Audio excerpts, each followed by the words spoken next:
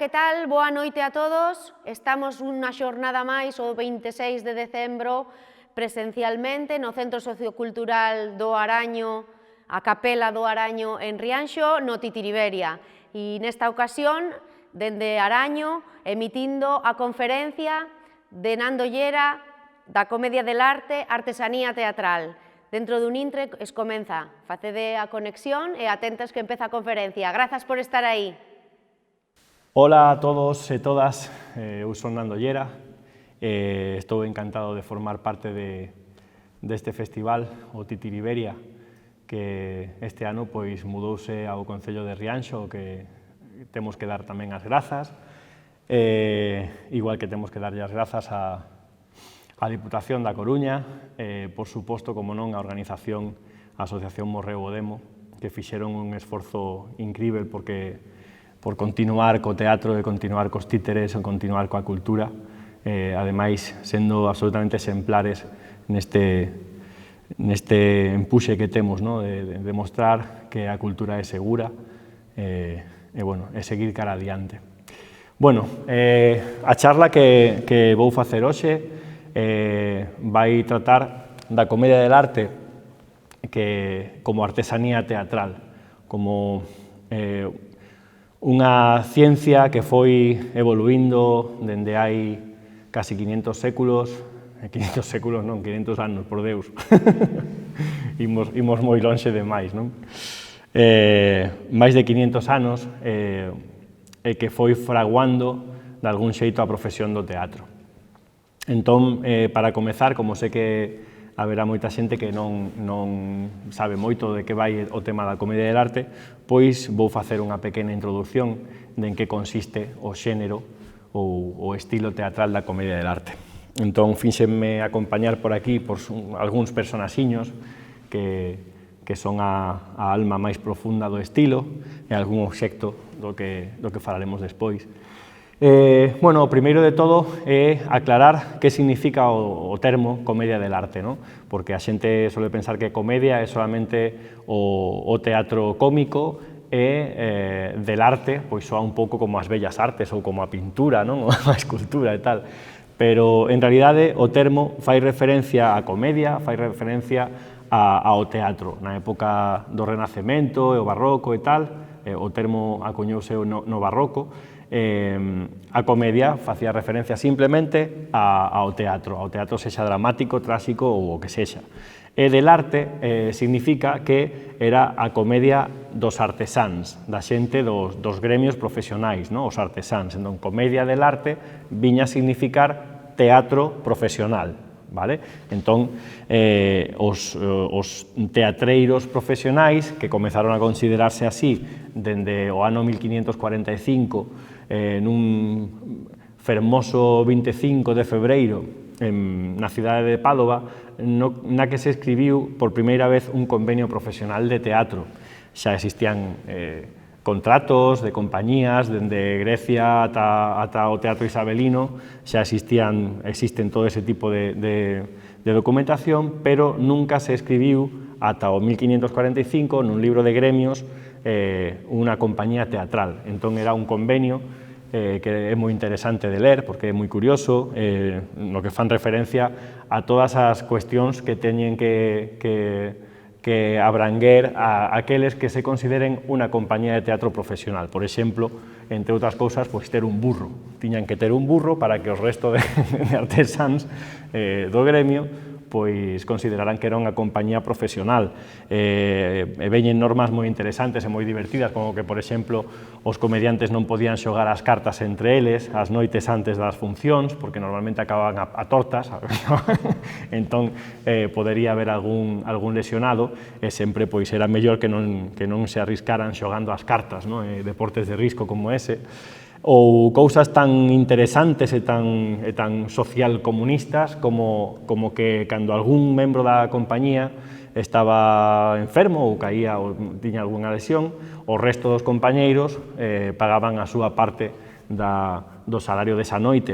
Entón facían a función, como eran grandes improvisadores, pois podían arranxar a peza con facilidade e os cartos que correspondían a esa persoa que estaba enferma, pois xa ellos apartaban e ellos daban. Entón, bueno, pois é unha cousa que está considerada como un dos grandes avances para o que é as dinámicas das compañías de teatro profesionales dende aquela época ata o de agora. Ben, a comedia del arte, por que é teatro profesional a diferencia do teatro que había antes da comedia del arte? Pois porque esta xente crean un sistema, todo un sistema, tanto para a industria como para a formación. Entón, que é o que caracteriza unha profesión? Pois que os profesionais, pois que son xente que ten unha formación intensa, unha formación sistematizada. Esta xente, bueno, despois falarei un pouco de como son as orixes, pero chega un momento en que se xuntan xentes de diferentes procedencias e teñen a obriga de ensinar aos outros membros da compañía o que eles xa saben. Por exemplo, un músico pois ten a obriga de todos os días facer certo tempo de entrenamento de música co resto dos actores, actrices da compañía, que eres acróbata, malabarista, ou sabes, por exemplo, naquela época, unha cosa que era moi a poñer en valor era o coñecemento da literatura, no? Saber leer, saber escribir. Entón, tiñan todo ese sistema de interconexións entre eles que facían que polas tardes ou polas mañás fixeran unhas xornadas de entrenamiento que facían que a compañía pois cada vez fose máis rica nos seus espectáculos. Entón, se pensamos ben, tiñan música, tiñan literatura dramática, tiñan acrobacia, tiñan canto, e ao final pois acabamos por encontrar máis ou menos as mesmas asignaturas ou materias que se siguen traballando hoxe en día nas escolas superiores de arte dramática e nas escolas privadas de teatro, aquí e alrededor de todo o mundo. Entón, son os primeiros que comezan a enfocar un pouco o que é a pedagogía, as dinámicas pedagóxicas do teatro. Entón, claro, a diferencia que hai entre estas primeiras compañías pioneiras que afondan en todo isto coas outras que son máis, digamos, pois afeccionadas ou amateur e tal, pois é moitísima, non? De repente esta xente teñen todo un sistema creado para conseguir ter máis público e que o público quera volver ao día seguinte, non? A ver as súas funcións e tal. Ben, entón, basicamente, isto podería servir un pouco de introducción de por que a comedia del arte é tan importante, non? No que é o eixe da historia do teatro, que está sempre, está como se fose un río destes profundos que van por debaixo da terra, por debaixo de todas as demais manifestaciones teatrais, pois dende aquela época hasta prácticamente os nosos tempos, non? Ben, a comedia del arte. En que consiste a comedia del arte? Porque hai moita xente que o mellor, pois, gracias aí por cambiar a diapositiva, o compañeiro Pablo Carrera está sempre aí axudando dende hai moitos anos. Moitas grazas, Pablo, de verdade. Ben, pois, que é a comedia del arte? Vamos a definir pouco máis ou menos o que é o estilo teatral, en que consiste, porque cando buscamos por aí que é a comedia del arte normalmente nos falan do término, nos falan da historia. De feito, a comedia del arte aparece na maioría dos libros de texto de literatura dramática, pero despois resulta que nas prácticas teatrales, nas asignaturas máis prácticas, pois non está prácticamente traballada, pero como un concepto teórico, digamos, falando do teatro do Renacemento, do Barroco, pois sempre aparece, non? Pero, claro, cal é a práctica, como era esa práctica, que significaba ou como facían? Pois vamos a intentar, en poucos minutos, pois facer unha breve explicación de en que consiste un espectáculo de comedia del arte. Ben, temos que comezar pois enumerando un pouco as cousas que participan e que normalmente están en todos os espectáculos de comedia del arte, porque claro, hoxe en día comedias del arte hai moitas, entón atopas grupos, compañías que fan unha comedia del arte con moitísimo movimento e prácticamente nada de texto, outros que se dedican a facer prácticamente musicais e non hai casi texto, outros que prácticamente non se moven e só falan, vale? Entón, hai unha serie de puntos nos que normalmente sí que están en todas, como é, por exemplo, o máis característico de todo, que é o emprego de máscaras, vale?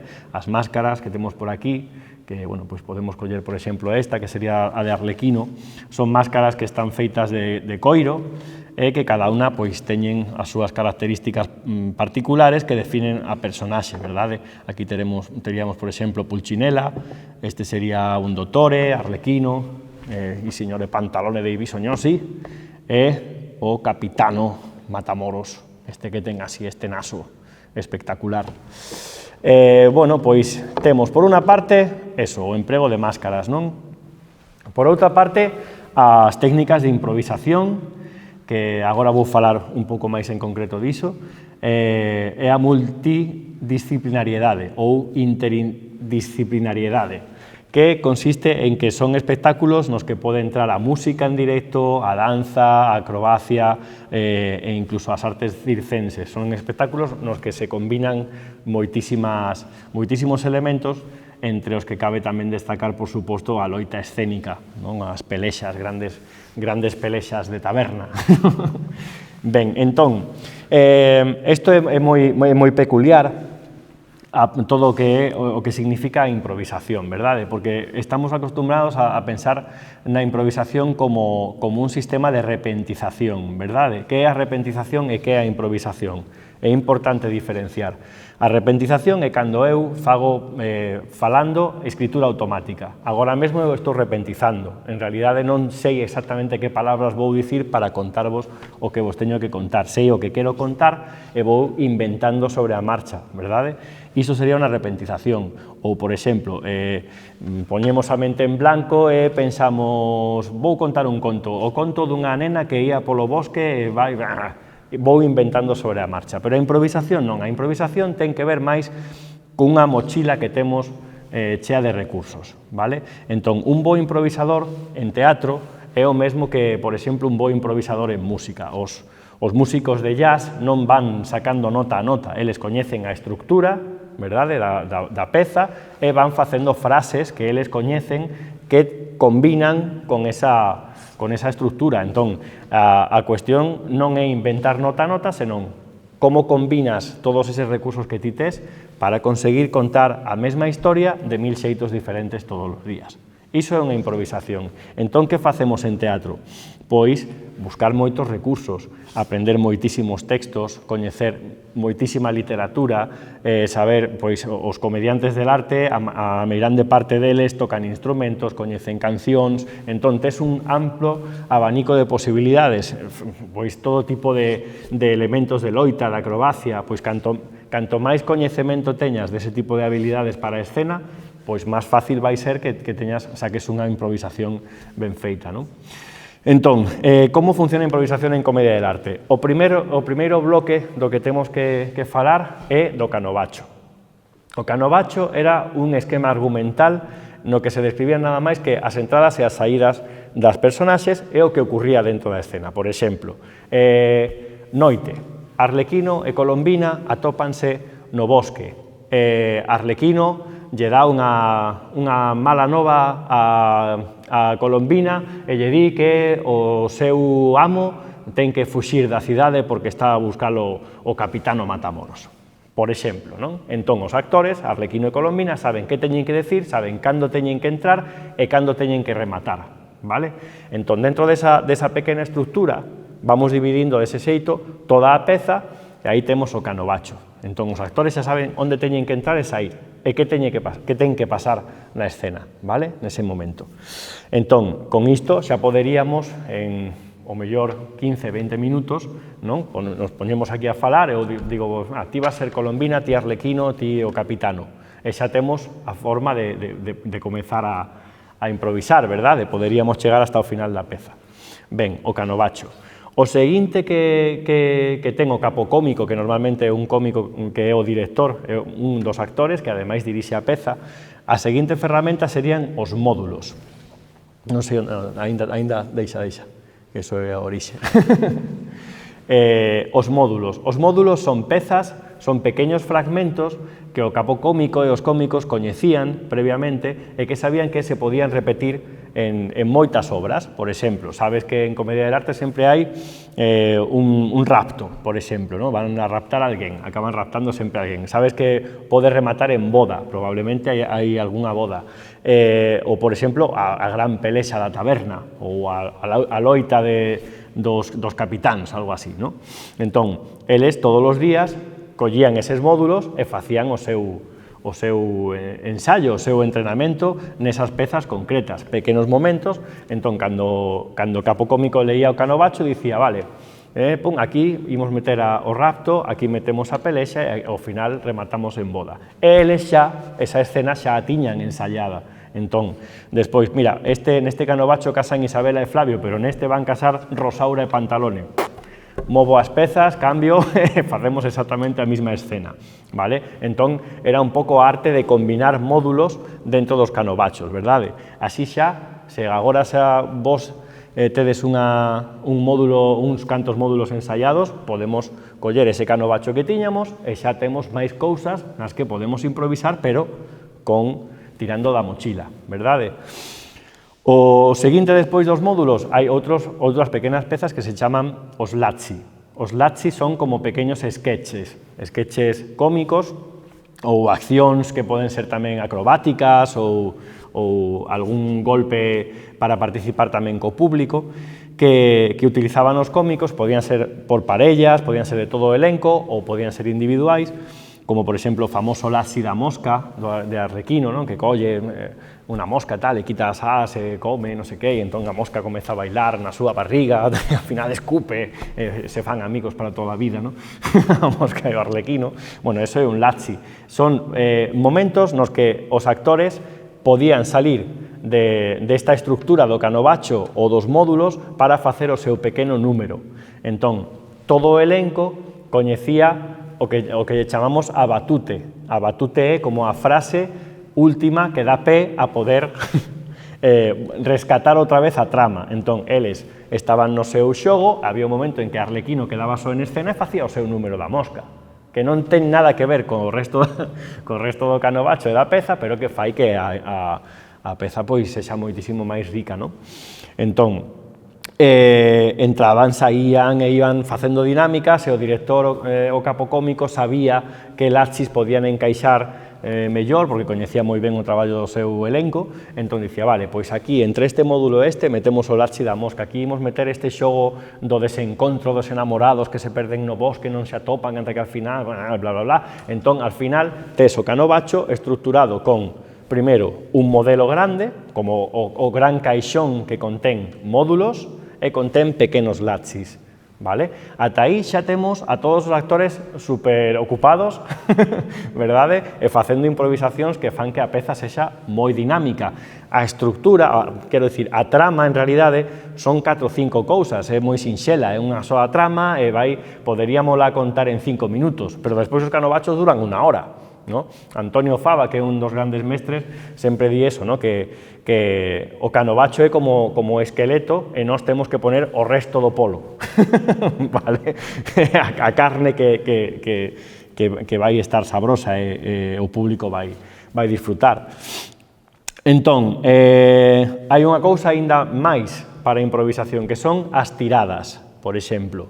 As tiradas eran pezas, fragmentos de outras obras de teatro ou poemas que os actores coñecían e que, pois, por exemplo, eu vou facer de enamorado hoxe en día e seguro que teño que saber os textos de Romeo e Julieta, teño que coñecer os poemas de amor de Pablo Neruda, e teño que coñecer un repertorio de poemas moi importante para que no momento que eu considere que é adecuado, pois, digo o meu poema e a xente que está no público o recoñece. Entón, que facemos? Pois ennoblecemos de algún xeito tamén toda esa estructura de improvisacións misturadas con textos coñecidos. Hoxe en día, por exemplo, pois é É moi divertido traballar con fragmentos de películas, ¿no? Que todo o mundo coñece, frases de películas, momentos, escenas, ¿no? A min, eu amo, adoro aos Monty Python, sempre en todos os canovachos que fixen algún guiño hai de Monty Python, ¿no?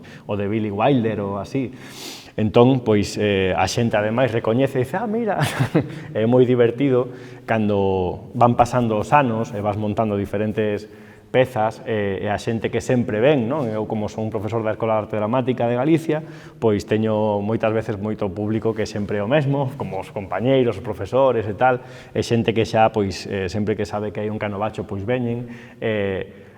A xogada, non? De como este ano imos reorganizar os módulos, os laxis e tal, e que cousas novas vamos a utilizar e, sobre todo, como vamos a volver a reciclar todo iso que xa se ven facendo, non? Falaba con Carlo Bosso, que é outro dos grandes maestros que está en París, que el ten escrito 350 canovachos xa a estas alturas, non? Seguro que son máis, pero, bueno, el di así 350 o mellor por dicir algún número.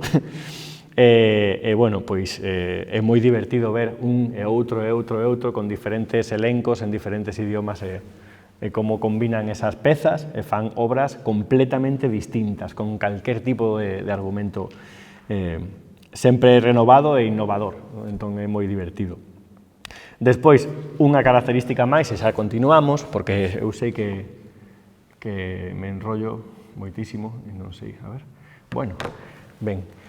Entón, a seguinte característica, e xa continuamos, é que os actores normalmente están, os actores e as actrices, no espazo escénico, todo o tempo. Entón, normalmente hai un telón de fondo e despois dos bancos que sitúanse nos costados e os actores e as actrices están sentados ou máis ou menos pola zona de apoio que lle chamamos, tocando instrumentos coa máscara aquí subida. Entón, son eles facendo deles mismos. Non están fora da personaxe.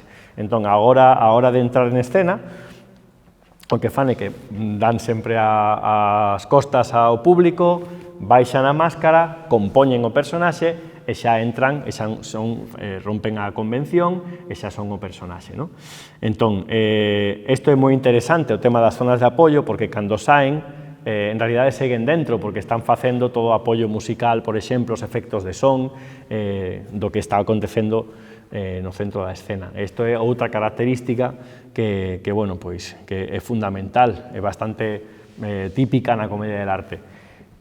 Estes son elementos que soen repetirse e que poden definir un pouco os estándares da comedia del arte, pero teño que insistir en que hoxe en día, ano 2020, hai moitísimos xeitos de facer comedia del arte, eu non son quen, e penso que ninguén, de dicir isto é comedia del arte, isto non é comedia del arte, pois este fixo isto, entón, como estes non sei que, ao final, a realidade é que a comedia del arte é unha ferramenta, nos tempos que corren, pois témola que empregar como tal, algo que nos axude a contar historias, que ao fin e ao cabo é para o que estamos, en riba dun escenario.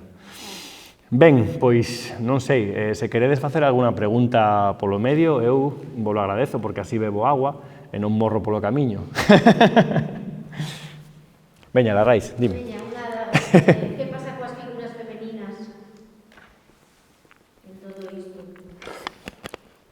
Ben, as figuras femeninas, o universo da muller na comedia del arte dá para un ciclo de conferencias. Porque o primeiro de todo é que hai que salientar a personaxe de Isabel Andreini.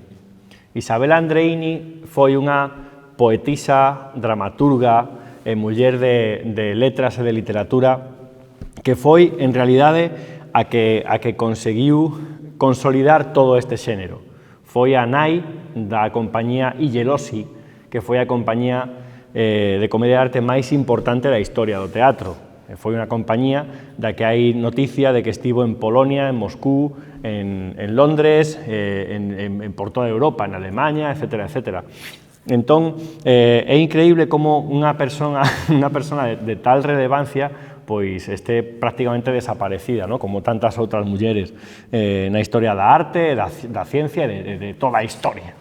Entón, eu penso que reivindicamos a veces figuras moito máis frívolas sen desmerecer a ninguén, non? Pero, por exemplo, Marilyn Monroe, onte vin que descubriron outro carrete máis de fotos de Marilyn Monroe, non? Moi ben, xa temos, non sei, cantos feixes de fotos de Marilyn Monroe, unha tipa que era unha actriz boísima e sen desmerecer a ninguén. Pero é que Isabel Andreini era unha intelectual, era unha poetisa, era unha dramaturga, escribiu 800 pezas teatrais, esa muller, chegaron a acuñar moedas coa súa cara. A historia de Gelosi é moi importante, moi interesante. Témolo despois, non sei se na seguinte ou en outra diapositiva, que tiña que falar desto de Isabel Andreini, pero xa que me preguntas, eu salto todo e rompemos os protocolos, estamos de protocolos un pouco ata o gorro, non? Entón, por unha parte Isabel Andreini, que ademais dicían que era unha actriz tan increíble que era capaz de mudar a cor do seu rostro, non? Era capaz de, cando tiña vergoña, pois collía este ton así como rosa, non? Mais tal, o colorado, non? Cando se enfadaba, non? Puñase aí vermella, non? A cara e tal, e iso pareceme que algo pois maravilloso, tivo que ser algo espectacular de ver, non? Un dos grandes números da historia do teatro é a pazzía de Isabela, que se chama, non? Que é a locura de Isabela, ese momento no que perde a cabeza de amor, non? Que tantas veces vimos na historia do cine, non? Por exemplo, en Juana la Loca, non? En esos momentos nos que vai pasando dunha emoción a outra, case sen freno, non? É maravilloso, un traballo de actriz increíble. Eso por unha parte. Temos esa figura de Isabel Andreini, pero é que ademais na comedia del arte temos tamén, por exemplo, a personaxe de Colombina, Franceschina, a Serveta. É a única capaz de resolver os conflictos. Certo é que tamén participa na xeración dos mesmos, non? Pero é a que move todos os fíos, a que fai completamente do cerebro das pezas e das tramas. Entón, é unha figura que é esencial tamén na comedia del arte. Despois, o personaxe da enamorada de Isabela, que chamase así, normalmente, non? Tamén tes Flaminia e outros nomes, pero normalmente facendo homenaxe a Isabel Andreini. É outro personaxe que é fundamental, en torno ao que xira a trama, e que ademais, e isto é un pouco saindo deste tema, non? Pero temos que pensar no que pasaba co teatro clásico, e por que se falaba tanto, hai tantísimas pezas nas que se fala deses casamentos á forza, de cando o pai collía e prácticamente vendía a súa filla a outros homes e tal, para simplemente gañar a dote ou quitala do medio e tal. Iso que ás veces se trata como algo banal, son as historias de tremendas violacións perpetuas de mulleres que hubo durante aquela época e que sigue habendo hoxe mesmo, non fai falla nin sequera marchar moi lonxe, vale?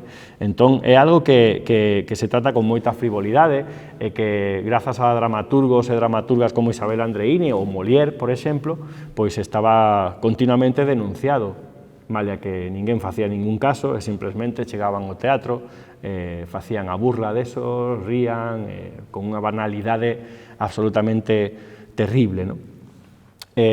Bueno, din que a comedia sempre chega un pouco máis ao fondo que a traxedia, ao fondo da dor humana. Cando temos o drama por aquí, despois temos a traxedia, e cando xa non queda nada, o único que nos queda é a risa. É a única ferramenta para fuxir un pouco da realidade e tamén para denunciar as cousas. Entón, bueno, o papel da muller na comedia del arte, bueno, poderíamos falar moitísimo de todo isto. Da vinculación dos títeres ao Atocho e esas rutinas que son tan similares ás da comedia del arte tamén.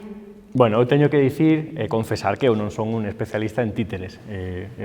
Para min é un universo absolutamente maravilloso e que, bueno, pois que ten unha vinculación moi interesante coa comedia del arte, porque hai un momento na historia no que dende a comedia del arte pois aparecen esas mesmas personaxes, pois pasan ao mundo, ao universo dos títeres.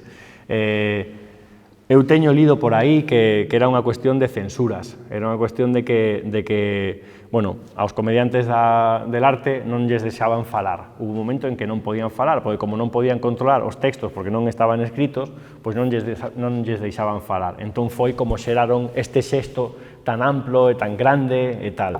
Entón, chegou un momento en que non só non lles deixaban falar, senón que non querían que se lles vera. Entón, puñanse detrás dunha tea e facían teatro de sombras, non? E falaban, claro. Entón, contaban, e pouco a pouco, ao final dixeron, vale, pero non poden participar persoas.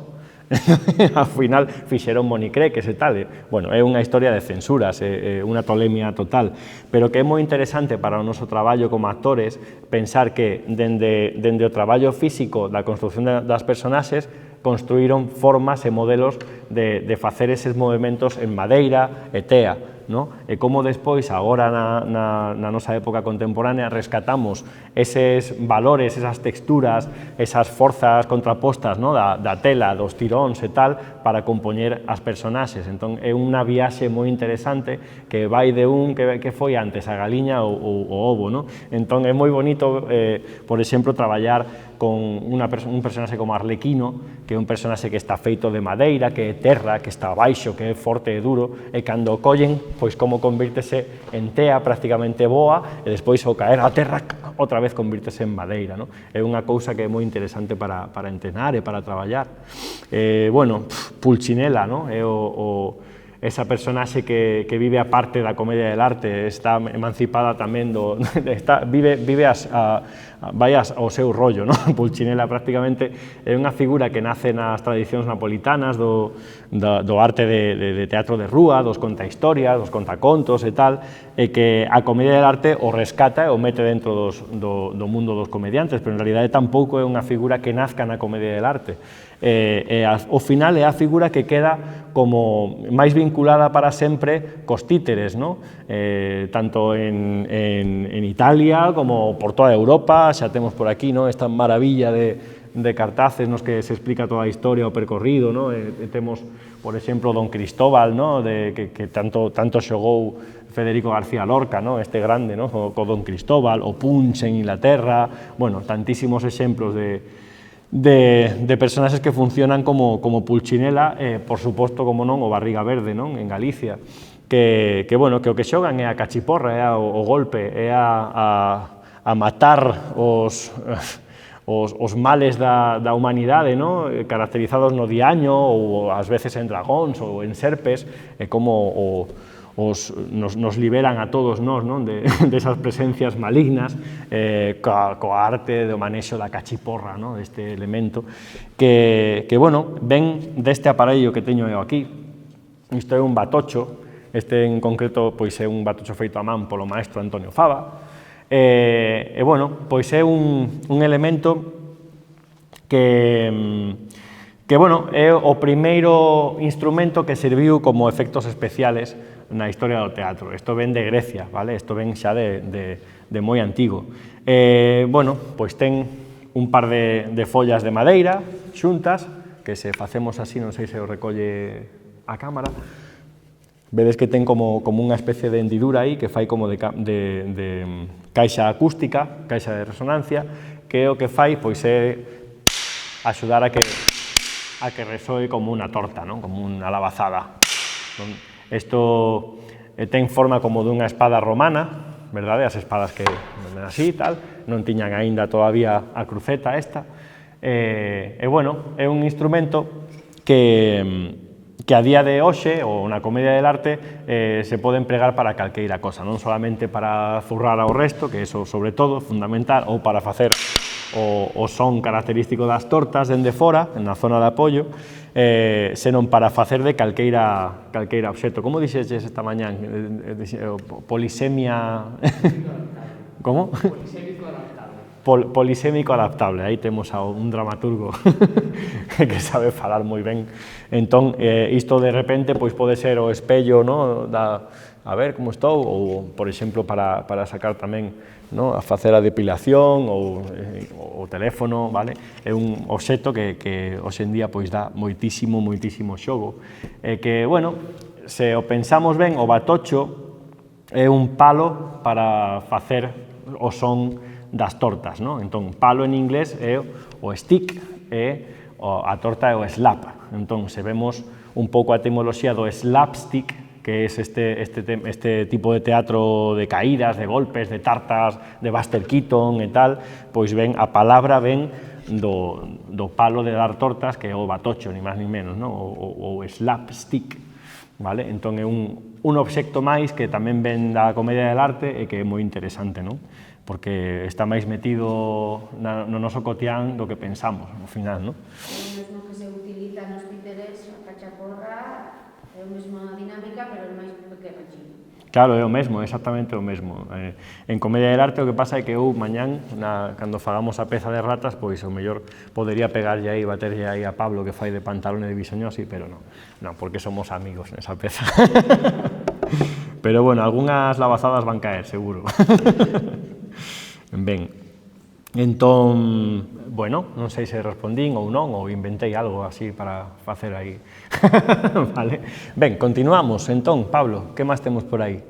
A orixe, isto é interesante tamén, porque aí di carnaval, xoglares, estudantes e cortesanas. Entón vou tratar de ser breve para chegar exactamente ao que eu penso que é máis interesante nesto, non? Efectivamente, a tradición do carnaval, as máscaras, Venecia, na época do século XVI, en Venecia eran 6 meses preparando o carnaval e 6 meses de carnaval. Entón, estaban aí 6 meses de carnaval, 6 meses de resacas. Pouco máis ou menos como pasa tamén en Galicia, non? É unha semana ou mellor un mes de carnaval, pero están todo o resto do ano pensando no carnaval, non? En Galicia, en Canarias, en todas partes, en Río de Xaneiro tamén, seguro. Entón, pero naquela época vivían por e para o carnaval.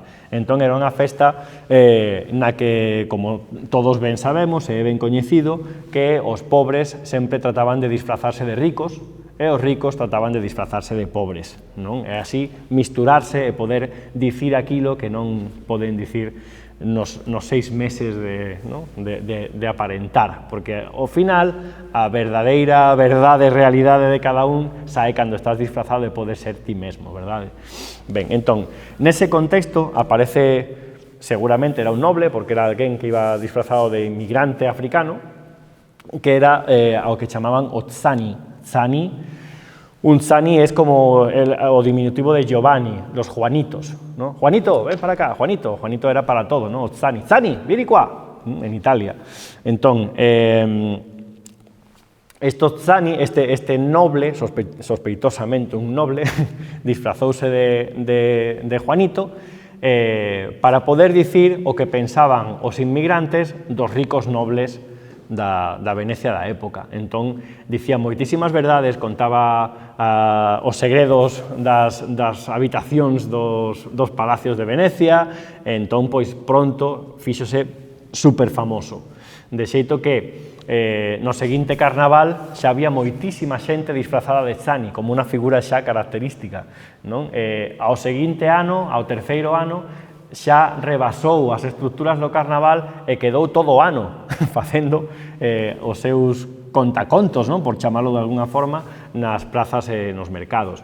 Entón, ese personaxe sería, digamos, o xerme primeiro, a peza máis minúscula dentro deste universo da comedia del arte, que aparece rapidamente, esténdese por toda Italia. Entón, que pasa? Que claro, nos mercados hai moitísima xente, non? Claro, un só tipo ali, a nivel a pé de calle e tal, pois nin o escoitan moito, nin o ven moito, entón falan cos mercaderes que teñen unha mesa na que contan os cartos ao final da xornada do mercado, donde, bueno, pois se un tivo pérdidas, pois o outro deixa o diñeiro para o día seguinte e tal, que é o que lle chaman o banco. Non? É unha das posibles etimoloxías desta idea dos bancos, non? Un sitio onde estaban aí arranxando as contas e tal. En Galicia quedou como Banco dos Contos, e iso, por exemplo, en Vigo hai un aí, o pé da fortaleza esta de San Sebastián, chamase. Bueno, pois este banco que durante o día estaba baleiro, mentras estaban facendo o traballo nos postos da plaza, pois o Zani foi falar cos mercaderes e pidillos, mira, podo subir o banco para facer os meus números. E a partir de aí, como saltaba en riba do banco, surdiu a palabra esta famosa, no, o saltimbanco, porque era xente que os saltimbanquis eran aqueles que saltaban en riba dos bancos das plazas, non? Outra cousa que tamén temos moi metida no cotián e que tamén ven da comedia del arte, non? O saltimbanqui, o saltimbanco. Que pasa? Que unha vez que estás aí en riba, podes analizar quen ven a escoitarche e quen non.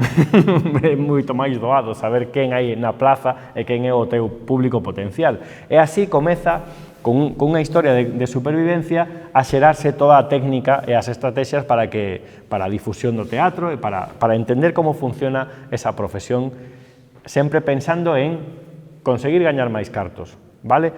Entón, o que ve o Zani é que na plaza non hai xente pobre como a él, o que hai maiormente é xente con diñeiro, con cartos. Entón, claro, os pobres paran e miran e ríen con él, pero os ricos non paran. Entón, como podo facer agora para atraer ese tipo de xente e gañar un pouco máis de diñeiro? E xurde a personaxe do Magnífico, no? O Magnífico é o amo. Entón, aparece a primeira dualidade cómica do Renacemento, que sería o amo e o criado, que xa todo isto xa apareceu en Roma, xa apareceu tamén nas farsas atelanas e tal, desapareceu completamente e aquí volveu a xurdir outra vez porque responde simplemente ao reflexo da sociedade, verdade? Non é unha cousa que agora mesmo segue habendo amos e criados, non? Entón, unha vez que teñen o amo e o criado en riba do banco, é moitísimo máis doado que a xente pare, xente de todo tipo. Entón, paran e cando hai moitos criados na audiencia, é o criado que colle o batoche ao final da escena e lle bate o amo. E cando é ao revés, hai moita xente de diñeiro, é o amo que remata por bater aí no criado, non? Entón, eles van aí facendo as súas estrategias para que ao final da peza poidan pasar o gorro e haxa monedas, non?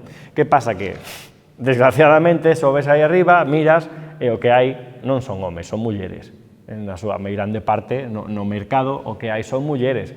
E eles son dous tíos. E que fan aí os dous tíos? Claro, as mulleres non poden parar nesa época a mirar a dous tíos en riba dun escenario, facendo nada. Entón, claro, pensan, pois temos que meter unha figura femenina, sexa como sexa. Entón, suben normalmente as cortesanas, xente que traballa na corte, rapazas que traballan ali pois como criadas e tal, que teñen un acceso á cultura moitísimo máis fluido que eles mesmos. Por qué? Porque nas cortes hai bibliotecas, nas cortes as cortesanas ensíñanlles a bailar, ensíñanlles a ler, porque nas cortes o que queren é ter xente pois moi protocolaria e moi educada e tal. Entón, son xente que ten unhas inquietudes artísticas moi importantes e chegan ás plazas e facilmente propoñen e comezan a actuar co Zani e co Magnífico. Entón temos o primer trío cómico-dramático teatreiro, que fai infinitas posibilidades, porque é o mesmo. Cando hai moitos ricos no palco, pois esa é a muller do pobre, é que se vai co rico. Entendedes o xogo? Sempre o mesmo, sempre acaba coa degradación da muller.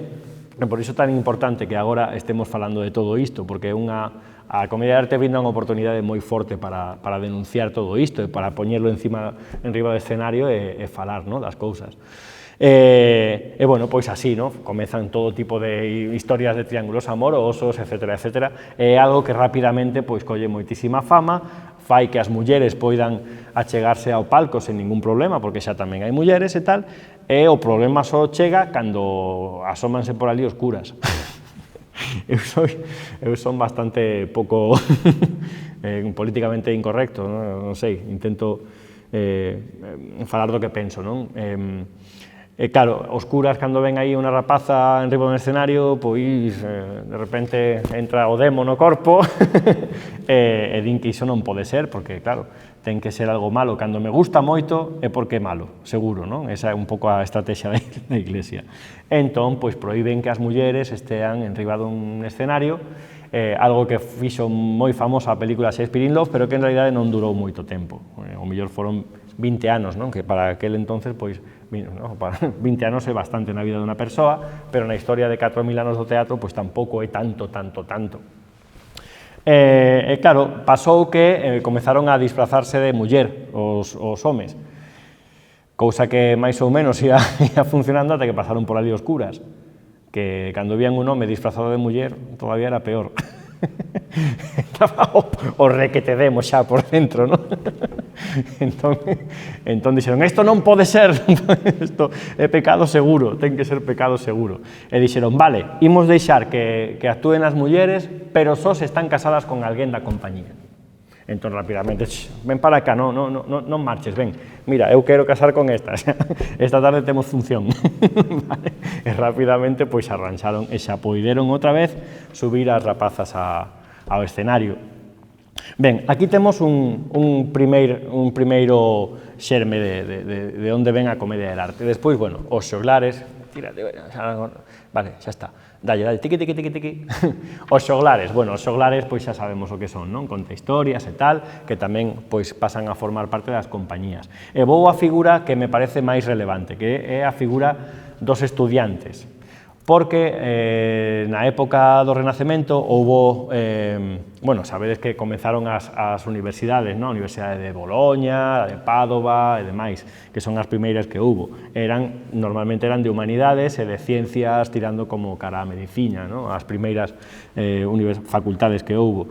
Entón, había moitos estudantes, moita xente das cidades de toda Italia que ian a Boloña para formarse, sobre todo, pois iso, en historias como a filoloxía, por exemplo, non? Coñecían perfectamente todos os textos clásicos de Roma, de Grecia e demais. Que pasa? Que hubo unha gran crisis nesa época, e cando hai unha crisis, o primeiro que se pecha é a educación, verdade? Sabemos, coñecemos a lección? Sí. Bueno, pois pecharon moitísimas universidades e estes estudantes quedaron fora, quedaron na rúa, sen ningún tipo de xeito de manteñerse e tal. E que fan xente que ten cultura cando non ten que facer para comer? Pois se dan ao espectáculo, verdade? Collen o sombreiro e a rúa a facer ali as súas acrobacias ou o que sexa. Que pasa? Que estes coñecían a literatura dramática dos gregos e dos romanos, entón rapidamente vieron que os outros estaban na plaza, non sei que as cortesanas viñan tamén, os xoglares que tiñan a música, rapidamente foi unha grandísima oportunidade para que se xuntaran e comenzaran a establecerse as primeiras compañías de teatro verdadeiramente profesional, e facer esa práctica da que falaba ao principio, da pedagogía, como uns ían enseñando as súas técnicas aos outros e tal, e as compañías, pois, conseguían facer uns espectáculos que para aquela época era algo increíble, ¿no? Ver algo tan cheo de disciplinas diferentes, que ademais está contando historias clásicas, bueno, tiña unha calidade para aquel momento pois impresionante, ¿no? Vale, dalle para adiante. E máis ou menos estes son os orixes, ¿no? Despois de que pase todo isto, vale, deixa aí no século XX, porque xa penso que sí, queda pouquiño tempo. Entón, estas compañías rapidamente se fan famosísimas e comezan a xirar por toda Europa, e, bueno, como xa dixen antes, hai noticia da súa existencia, pois, por suposto, en España, pois, son os que ensinaron a arte do teatro prácticamente a Lope de Rueda e a todos os posteriores, a Lope de Vega, Calderón, se sabe que Shakespeare compartiu o teatro nos seus tempos máis de xove con comediantes italianos que tamén lle ensinaron como escribir textos teatrales, que é simplemente facer o teatro improvisado, despois un tipo copia todo o que os demais dixeron e pon o seu nome. Era o xeito de escribir o teatro, por eso é tan rarísimo ler toda a obra dramática de Shakespeare e dice, este texto non pode ser do mesmo tío que escribiu isto é maravilloso e é toda unha ruína, non? Hai moitos textos de Shakespeare, bueno, calquera que me escoite, pero é verdade que hai moito texto de Shakespeare que, madre mía, non parece que sexa do mesmo que escribiu O soño dunha noite de verán, non? Por exemplo, que é unha obra increíble. Molière pasa o mesmo, non? Entón, pues se sabe que foron en realidade os que foron ensinando a profesión do teatro por Europa.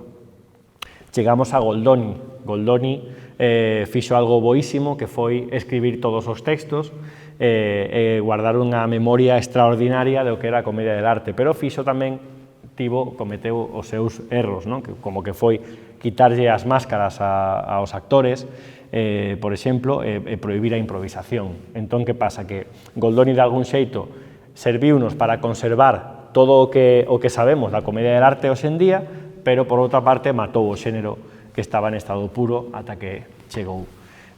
Porque el quería facer un teatro italiano clásico pois que tivera toda esa respetabilidade que ten o teatro isabelino ou o teatro do século de ouro español. Pero, bueno, eso tamén dá para outra conferencia. Entón, chegamos ao século XIX. No século XIX, a comedia del arte xa está prácticamente desaparecida, quedan poucas pistas, queda solamente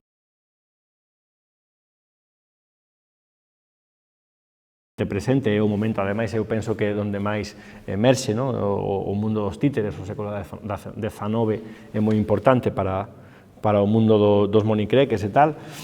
Queda un poquinho de comedia del arte en Francia, en París, inventan o que é a comédie italienne, xorden incluso personaxes como Pierrot en ese momento, personaxes que xa prácticamente non falan, buscan máis ben o que é a pantomima blanca, que lle chaman hoxe en día, de forma que ao principio do século XX pois xa está desaparecida completamente. A comedia del arte xa non hai pistas, nada máis que cousas, legados escritos, ou xente que fala, ou unha tradición oral en determinados sitios e tal, pero moi confusa e moi pouco arraigada ou fundamentada en documentos, non? Reales. Que pasa? Que nese momento o teatro no mundo é un teatro aburguesadísimo, un teatro que non ten vestiarios e non disfraces, que non ten escenografías e non decorados, e non ten actores e actrices e non divas e divos, que van allí a lucir as súas roupas e a facer unhas interpretacións grandilocuentes e terribles, non? Entón aparecen por ali estes señores que son os que se chaman os renovadores do teatro do século XX, que son, por exemplo, Gordon Craig ou Meyerhold, espantados por todo o que era o teatro nese momento, pois querían buscar o que era a verdadeira esencia do teatral, non? A ver, podemos facer teatro sen vestiario, cunha camiseta negra e tal? Podemos. Podemos facer teatro sen eses decorados tan carísimos e tal? Podemos. Podemos facer teatro sen luces? Podemos. Podemos facer teatro incluso sen autor dramático? Podemos. Temos que emancipar o actor e a actriz de todo o resto de disciplinas para redescubrir que é exactamente a esencia do teatro. A esencia do teatro é moi sinxelo, un actor ou unha actriz, a comunicación co espectador. Se hai un espectador, unha espectadora, un actor ou unha actriz, xa se pode dar ao teatro, o feito teatral.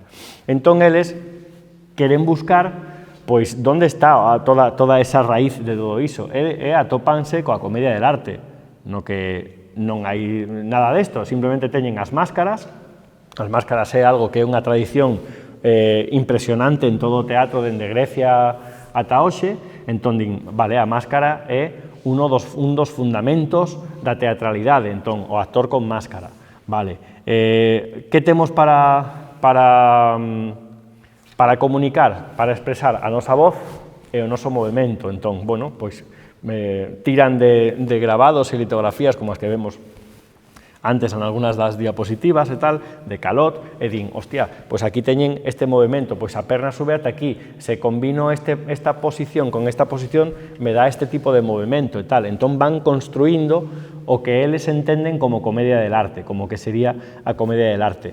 E van, sen querelo, xerando unha especie de mitoloxía en torno á comedia del arte, con documentos que pouco a pouco van aparecendo, e din, pois mira, parece que as compañías dedicábanse só a comedia, a facer rir, e todos sempre era o mesmo elenco de personaxes, os actores collían un personaxe dende que eran nenos ata que eran vellos, facían sempre o mesmo e tal, e van xerando unha especie de mitoloxía que, bueno, pois pouco a pouco durante o século XX, que houve moitísima investigación en torno a isto, vai desfacéndose e convértese no que agora sabemos, moitísimas referencias, agora mesmo hai moitísima información, moitísima documentación, e di que, por exemplo, eses grabados non son realmente imaxes copiadas dunha exhibición de comedia del arte, senón que un tipo que deseñaba cousas e tal, chegou a casa e dixo, pois vin a unos bailando na praza e puso os nombres, e ao final pois non é fiel ao que era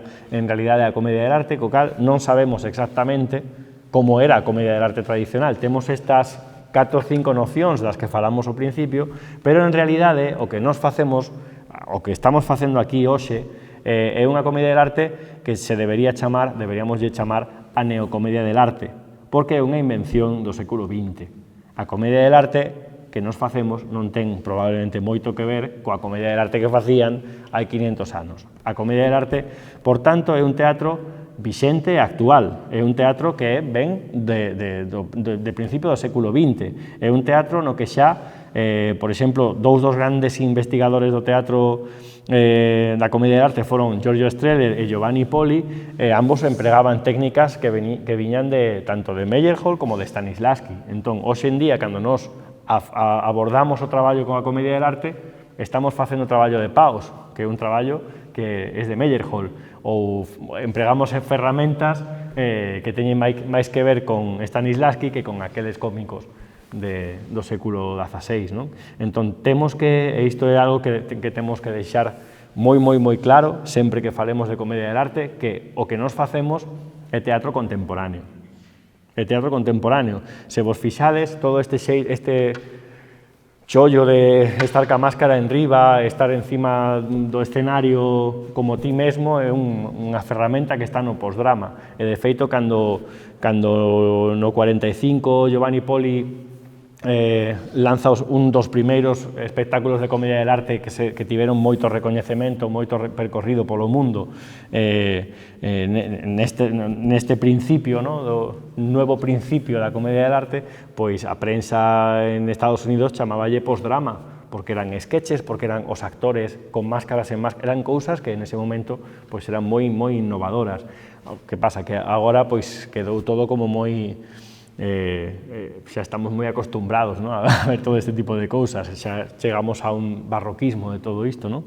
Pero, bueno, eu, sobre todo, quero deixar claro que o que nos facemos cando estudiamos comedia del arte nas escolas de arte dramática é xerar un contexto onde caben moitísimas ferramentas de moitos actores contemporáneos, con todo o peso e a profundidade dun arte que ten unhas profundas raíces na tradición teatral que non só ven do Renacemento, senón conecta tamén coas farsas atelanas e con Roma e con Grecia, e está por debaixo de todos os teatros dende o principio dos tempos, non? Bueno, pois nada, podes darlle un poquinho máis cara adiante. Xa falei de Antonio Fava e de Carlo Boso, dos meus mestres, están ambos traballando todavía, son xente increíble, que fan os seus obradoiros, un o fai en Italia, outro en Francia, é moi recomendable visitalos e facer aí un stage destos dun mes, porque é impresionante o traballo que se fai ali nun mes. Dalle un pouco máis para cara adiante.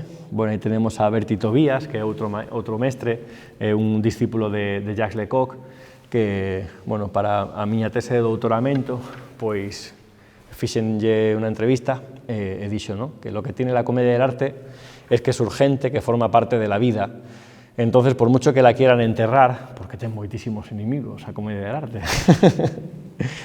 vuelve a salir, es salvaje, no pregunta ni pide permiso. La comedia del arte no pide permiso, la comedia del arte está. Entón, é moi difícil que que nos desfagamos destes personaxes, no? dos bellos libidinosos e capitalistas, non? Isto vai estar sempre aí, non?